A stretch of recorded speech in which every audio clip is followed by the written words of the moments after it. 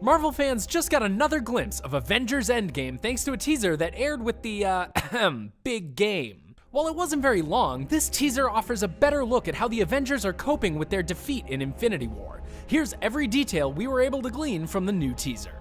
The biggest difference between this teaser and the first one is that we see the impact the decimation has had on the larger world. The early shots show a desolate, empty version of New York, with Steve Rogers attending a support group for survivors of Thanos' attack. We see the Statue of Liberty with dozens of ships haphazardly docked nearby. It's not a stretch to imagine the decimation has caused a worldwide refugee crisis.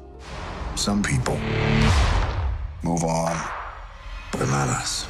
This is another sign that a significant amount of time passes in between the events of Infinity War and Endgame, possibly even years, based on Cap's speech about refusing the call to move on. It's also interesting that Steve Rogers is appearing out in the open again. With so many people dead, the government probably has bigger things to worry about than apprehending a fugitive Captain America. In this shot, we see both Tony Stark and Nebula working furiously to repair their ship. Apparently, this means that Nebula is trapped with Tony during his goodbye message to Pepper from the first trailer. Either that, or she's abandoned the ship by that point.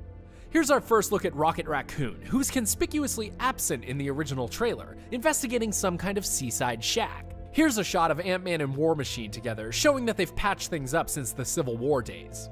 Rhodey also appears to be wearing a new suit of armor, which could imply that Tony has returned to Earth by this point. Now here's an interesting shot of Thor in a lush paradise that might be the same alien world where Thanos was last seen at the end of Infinity War. If that's what he's up to, hopefully he aims for the head this time. Of course, it's also possible this scene could take place in the Wakanda jungle. We get a quick look at Clint Barton, who appears to be wearing his new Ronin costume in this scene. This close-up shows Steve wielding the Captain America shield, which we haven't seen him do since Civil War.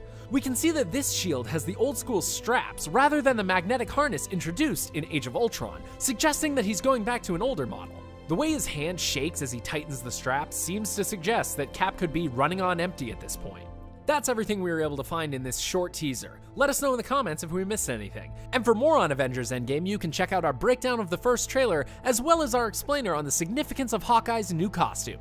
And as always, be sure to follow and subscribe wherever you like to watch IGN.